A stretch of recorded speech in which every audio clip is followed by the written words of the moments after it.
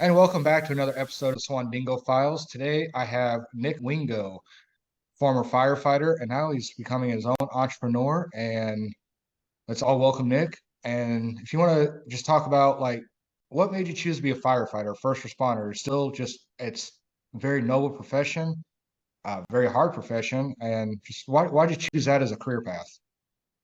Yeah, absolutely. I appreciate you bringing me on the podcast to share. So I was actually someone who came out of high school who wanted to join the military, and I had permanent disqualification because of asthma, and so I was unable to join. And so when I realized I couldn't join the military, my mom had mentioned to me like, "Oh, hey, you want to try this firefighter thing out?" And so I was like, "Well, that's a good way to serve." And so I went to a fire academy right out of high school, and from there I realized that this was what I wanted to step into was becoming a firefighter. um, Little did I know is what it would really entail, because going into the fire department, I thought that that's men would want to be me and the women would want to be with me, and I was going to be this hero and it was this great job. This is post 9/11, so I started in 2003, and so firefighters are still like this glorified job that everybody was really looking to. Little did I know it was not so much of what I thought it was going to be, for sure. Okay, so when you joined, how long is the training to get in to be a firefighter? Well, really, I mean, it's only about a year's worth of training. For me, it was EMT basic school and firefighter one school, and that's just one semester each. And that gives you the things necessary to get into the fire department. What I did is I went and did the fire one, and I joined. I got hired on as a resident firefighter, and I went to EMT school. While I was a resident, and I gained a significant amount of certifications and stuff over the span of my career. But to initially get in, really, all you need is two classes. It's EMT basic and your fire one. Okay, and so you were a full-time one, not a volunteer, right? Yeah, no, I went in. I went in full time. So I went in as a resident. I spent the first few years as a resident, and then I transitioned into full time, and then moved to a different department about halfway through my career. So Okay, because I know a lot of people, and especially in smaller communities, only see volunteers, and that's a whole nother. That's a lot easier to get into being volunteer, but not a lot of us actually ever spoken to a full-time firefighter before. So what is your everyday life like as a full-time firefighter? well, it's I mean, it's an incredible job. Really is. There's a part of it that's really incredible. When I was working, I was doing 48/96, so 2 days on, 4 days off was the schedule. Um, you are gone from your family for 48 hours of time, which can be difficult. However, there is a lot of time that when you're having 4 days off at a time is significant. So there is this whole piece of like you do get to be with your family for 4 days at a time, but then you're also gone for 48 hours. So that part of it was really good. The part of it that was really difficult was dealing with what you dealt with. It was, what a lot of people don't understand is when you're a firefighter, a career firefighter, and some volunteers too, you're not responding just to fires. Mhm. 80% of what we do is medical calls. In fact, the last 8 years of my career I spent on an ambulance for the fire department, as a medic. And so what I dealt with, as far as the calls, is really what ultimately led me to leaving the fire department, because it weighed heavy on me. I mean, just a lot of death, a lot of destruction, a lot of death of children, just a lot of difficult situations. So let me ask you this, because I'm medically retired from the United States Army. I got my mental health issues due to what I've seen overseas. I'm sure you probably got some too. How do you deal everyday life, and have you ever been actually diagnosed with any mental health issues? Yeah, actually, I have post traumatic stress. I have complex post traumatic stress. I spent 35 days in treatment, and so I've been through the mental health journey. I mean, it's been the biggest piece of my discovery. I actually lost several coworkers, half of one crew, throughout my career. Several did suicide. I lost half of one crew. One fell off a roof, landed on his back and killed him instantly. Another guy from that crew, he got brain tumors and started having seizures, and he committed suicide. And there's countless, around 11, 10 or 11, I think, total. So I had a pretty rough career. And so when I went to, I looked at my partner one day and I told him I was having nightmares and couldn't sleep. And he went and told the captain. The captain came and said, "Hey, man, you need to take a day off from work." I was like, "Perfect. I hate this place anyways. I really don't want to be here. I'm sick of this crap." And Mhm. then I had a string of events happen. My dad passed away 6 weeks after that. I just had some really difficult situations that arose, and I started having severe suicide ideations. And I have lost 5 friends to suicide. And so I knew that I needed to go get help. And so I checked myself in to get help at a facility called the Center of Excellence. It's specifically for firefighters. It's in Maryland. I spent 35 days there, and that was where I took my pause and I said, "No more fire department. I've had enough. I've seen enough. I've dealt with enough. It's time for me to move on with my life." So let me ask you this: 'cause I'm sure you hear the commercials for veterans and all the other stuff. What is it like as firefighter slash EMT for mental health? Is there a big network out there, or you just kind of figure it out as you go? So this is something that's severely under talked about. Mhm. Not a lot of the fire. Here's the thing: is that like military, okay, you guys go to war, and people recognize that you get post traumatic stress, right? It is just now starting to be recognized that we as firefighters could have post traumatic stress from the stress of the job. So just it's really, and when I came up, it was suck it up, Sally, deal with it. We don't talk about our emotions or our feelings, right? And there was not many resources whatsoever. It was like, oh, hey, yeah, by the way, you can get a counselor. Now that is changing slowly in the fire department because I was the second person to leave my department on a post traumatic stress claim. Um, we've had so many suicides that they're finally going, okay, maybe we should do something about this whole mental health thing. So the fire departments that are more progressive are actually starting to implement programs of like, hey, it's okay to talk about this stuff. It's really necessary. It's necessary to process these things.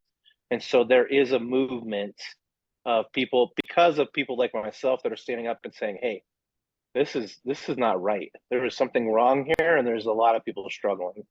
And so there is a change starting, but it still has got a long road ahead to get to where we're starting to change that number of people committing suicide. Yeah, sure the hell hope so. Jesus Christ. Like I don't understand like why it's taking so long. Like I know my biggest trauma is due to a child over in Iraq that I'm still dealing with today. My father, he's only done volunteer time, and I'm sure not seen nearly as much as you, but he's seen a few things alone on his own part, just as a volunteer. And that was Mhm. just like when he could go. So I Yeah, don't understand why there's such oh, sorry, go ahead. I've dealt with that's okay. I was just I've dealt with over 50 child deaths in my career, Jesus. and some of those because of domestic violence. And Mm. so I have been on several murder scenes before in my career. I have seen the aftermath.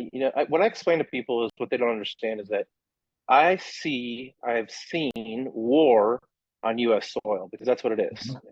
There is a war going on in the U.S.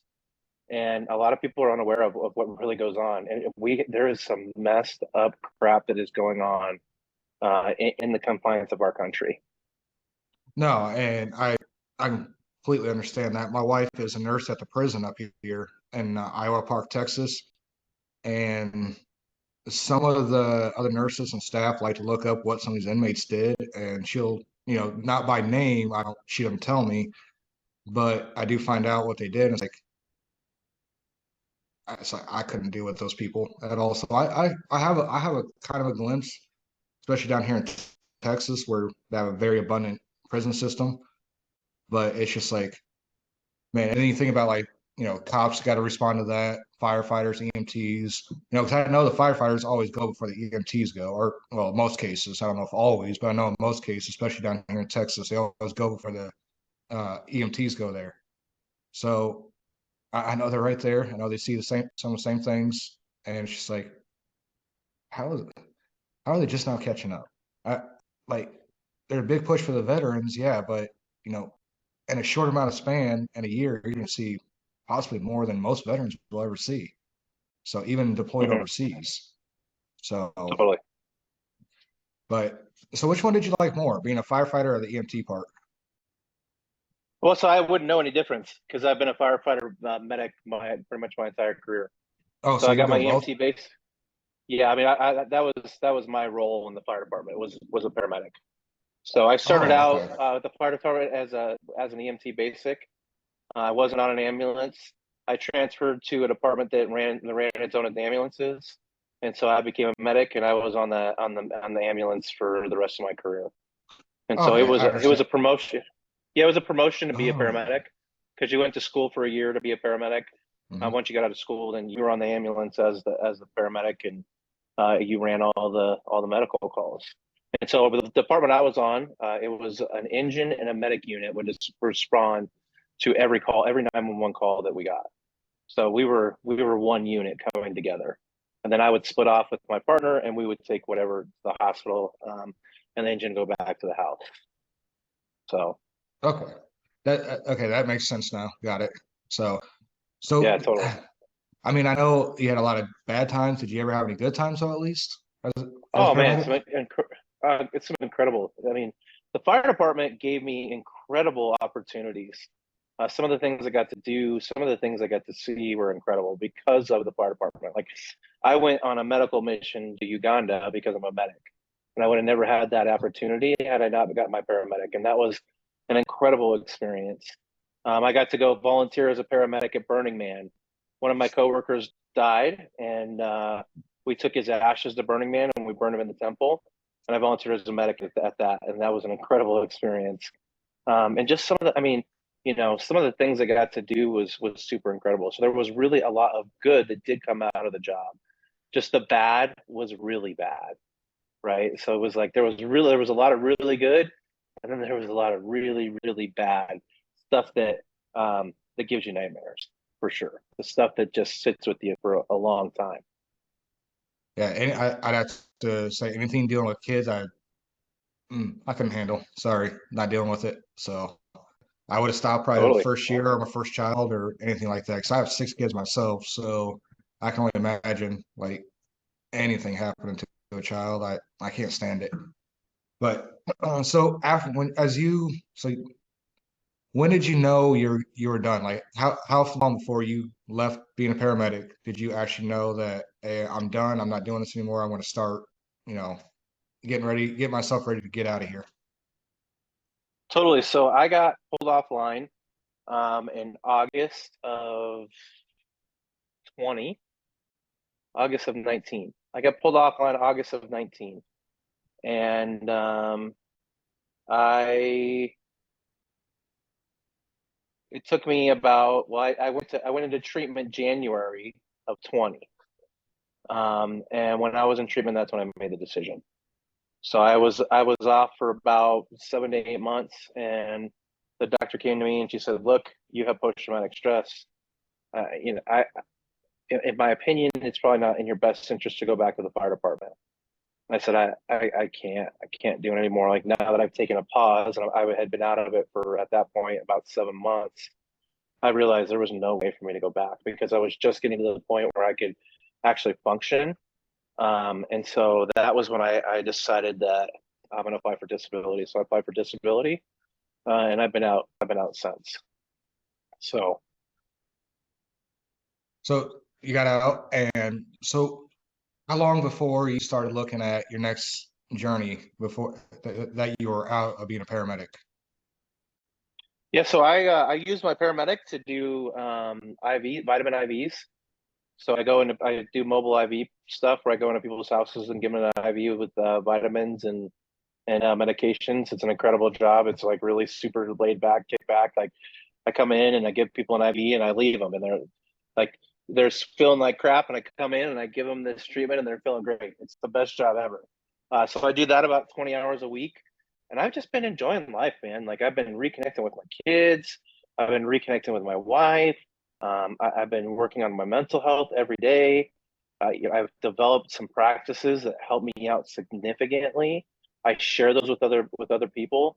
I have several firefighters that I work with, and just help them to see that they can get out of their own way and they can have a productive life, and they can have ways to manage their post traumatic stress. And so I'm kind of cruising through life right now, and just enjoying things as they come, and just letting whatever God has in store for me, whatever's next for me, I'm just letting him just give it to me. How many kids do you have? I have two. So my son's 11 and my daughter's 9. And so Oh, I had this, yeah, I've had this beautiful gift because they're in this really this age where they can be influenced so much. And so I was given a gift of these past 3 years of just really pouring into these kiddos, and teaching them and being with them and loving on them, and just helping them in any way I can. So, the time that I've gotten with my kids over the past few years, that's been the biggest gift I've been given. And that was all because I stood up and I said, nope, I'm done, which was not an easy road. Like standing up and saying you're done in the fire department, doesn't go well. It was a fight to get out. There was several doctors with all kinds of different opinions, and the city fighting against me, and it was not an easy road for sure. what were the doctors fighting against you about? Just because of the Well, time you everybody had has invested, or no, so everybody had a different opinion of whether I actually had post traumatic stress or not, right? Because post traumatic stress, it's not like an elbow or a knee injury where you can put it under an X-ray and you can say, "Yep, there it is." That's it. It's so it's just based off opinions of doctors, and so a lot of doctors just don't believe you. They think they think you're full of shit. And so it's a battle. It's like, okay, well, I for me, I'm like, I'm not the one that said I needed time off from work. I got told I had to leave. Mhm. There was no option for me. It was like, hey man, you need to take a day off work. And I was like, okay, whatever. If you guys say so. I had way too much ego to ever say that I couldn't do the job. There is no way. There was no way. My ego was so big. There is no way I would have stood up and said, hey, I can't do this job anymore. Right? Not until I stepped out of it. And I was like, ooh, I'm not doing good. I'm really not okay. I'm really way worse than I even ever thought about realizing. And when I set my ego aside, man, I tell you what, it was a lot harder to get out than it would have been to just go back in, because I could have just went back right into it. I could have just said, "Oh yeah, I'm fine. I'm good. I can handle it. No problem." But what I was truthful with myself. I was truthful and I said, I don't have the capacity anymore. I don't have the ability to go back and add more crap to my already full bucket that I'm working on slowly cleaning out from all these years of shit, and all these coworkers I've lost and all this crap I've dealt with. Like, I'm good, right? So I chose the harder path. But I tell you what, I'm glad I did, because as I've stood up, I've met more and more and more and more people that look up to me now and say, "Good for you, man," because I can't, right? So yeah, I'm glad to hear that you finally saw it in yourself that you couldn't do it no more. It's just a shame that in the military communities, like, yeah, of course we see, a bunch of gun battles, explosions, stuff like that, which does cause PTSD too. But just because you're not seeing that every day, the fact that you saw kids and stuff like that, and not just kids, but males and females, and some of the worst states you can see a person in, how would you not think that isn't going to trigger PTSD? I don't understand that. It's just because you're not getting totally. blown up while it's happening. I don't understand that. So, I Mhm. mean, we got people joining the military now going through basic training and they're getting PTSD from it. It's like, really? So, but yet here you are, 18 years in a fire department, saw what, or 50, you said, children. Yeah, I don't want to elaborate on what you saw, of course, but I mean, that just doesn't make any sense. So, totally. So you got out, and I've heard rumors that you are starting your own business. Can you elaborate on what you're doing, what you're starting now? Yeah, actually, I'm starting my own IV business. So I was on this path of doing breath work, and the breath work was phenomenal. It was great, but it's not for me. It's not where I'm meant to be spending my time. It's not what I'm meant to be focusing on. So I just started my own IV company. It's called Awaken IV. My whole journey has been an awakening of really discovering who I truly was. And so, I'm going out and doing these IV treatments that give vitamin C and glutathione and B12 and B complex and magnesium. Um, and these vitamin treatments just help people stay healthy. So it's an incredible job. It's I mean, I guess it's my own business now, but it's an incredible thing to go out and do. I really enjoy it. I enjoy the just I still enjoy talking to people, and I'm an extrovert, so I like to be out and about. And so yeah, I'm really excited about this journey I'm on. So what exactly now? What's the specific purpose behind these vitamins?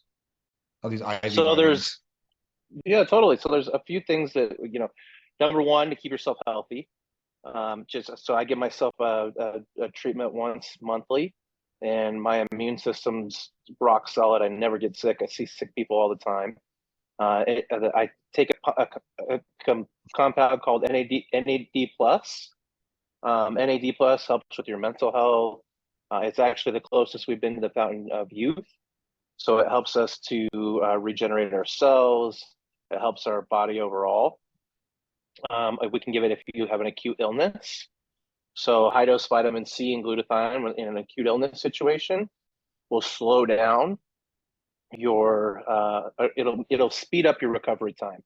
So generally I give these IVs to people 24 to 48 hours they're feeling 100%. The other one that's popular is like a migraine or hangover. Migraine or hangover, I'll wipe them out of you in 30 minutes. Come in, I put together a cocktail, and you're feeling better in 30 minutes, and you can go about your day. So these IVs they're powerful stuff. Now, the migraine one, is that like for people just once in a while that have a migraine, or people that are susceptible to migraines constantly? Just if you catch a migraine, like if you catch an acute migraine and something you would usually go to the ER for, rather Hmm. than going to the ER, you can call me, and for about $200, I'll give you the same treatment plus a little bit extra, what stuff they can't offer you in the ER, and I'll come to you and I'll be in and out within an hour. Whereas you go to the ER, you're going to sit there for 5 or 6 hours, and you're going to get an IV with the same things I have to offer you, and it's going to cost you $1,000. So this is the wave of what healthcare is going to look like moving forward. We're going to see a lot more of this type of thing being the norm, especially post C-19.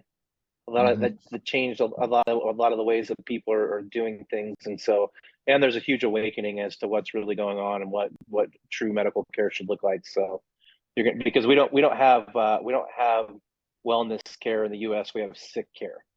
When you go to the doctor, it's sick care. They do nothing for you as far as your well-being. So we're going to see a lot more of that stuff start to ramp up in the U.S. It's funny you say sick care. I've been hearing that more and more, especially with the men and women my wife works with in the nursing field, and she says that's all it is, just sick care. We ain't actually taking care of them. Just pop them full of meds when they're sick and nothing before it. I'm actually, so is there age limit to these, or is it anybody? Yeah, so 12 to however old, Okay. 12 to over 100. I was kind of wondering because I know my wife deals with migraines. I have mental health, and then it seems like we're stuck in this bubble down here in Texas, and it's not just my family; it's a couple families of just consistent overlapping sicknesses. I have 6 kids in the house, of course, so of course they're involved in school. 4 of them are, excuse me, and they always bring sicknesses home, and it's like, so I'm just like constantly just always feeling sick, like the past like 3 months. I just can't get over it. Like I don't know if you noticed, I've got this kind of lingering cough that just will not go away, and then she gets migraines all the time. So I've actually never heard of people doing this. So this is all new to me. So Totally. Yeah. Yeah, definitely something to look into. so when you bringing it down here to Texas? I don't know. I gotta get moving here in Colorado. Maybe about 6 months to a year before I'm ready to move. So Yeah, because we definitely need it down here. I know it's more dusty down here, so there's more breathing issues down here than it is up in Colorado and stuff like that. But I don't know why you live in Colorado. It's always cold up there. but I know this year's been brutal. Usually not this bad, but yeah, Colorado's been phenomenal for me. I love the mountains. I'm an outdoorsman, so I love being out in the woods. Yeah, I've been through it, never officially stopped. And the one time I've been through Colorado by Fort Carson, I got pulled over. So I try to avoid Colorado now. But so how can people get a hold of you, get in touch with you in your local area? Now, well, quick question. Now, this is only like in person? You can't do this by mail or anything like that? Nope, this is all just administered because it's medical treatment. So I have a medical director that I use. We source all of our stuff from a 503 compounding facility. So all this stuff is, it's all highly regulated stuff. So Okay. So how do people get a hold of you or find you in your area? yeah, so just me personally, you can look up my journey. It's just nickwingo.com. It's got all my social links on it. And then the company is just Awaken IV, AWAKENIV.com. So that website is not quite up, but it will be here momentarily in about a week or so. So Okay. And how many calls can you generally do in a day? I can do upwards of 10 a day. Oh, okay. So you're just running around all over, was it Denver, right? Yep, the whole Denver metro area. There's some days where it is long days for sure. I can imagine. So, well, it was a pleasure talking with you, and I know I'll be hearing about you again here soon, and I hope I can follow up with you and see how business is going here in a few months. So, do you have any questions or anything of me? Nope, I appreciate you bringing me on the podcast, man. I enjoyed the conversation. All right. Well, this has been another episode of the Swandingo Files with Nick Wingo. Basically, the future of medicine coming right to your front door. So, everybody have a good day, and we'll see you soon.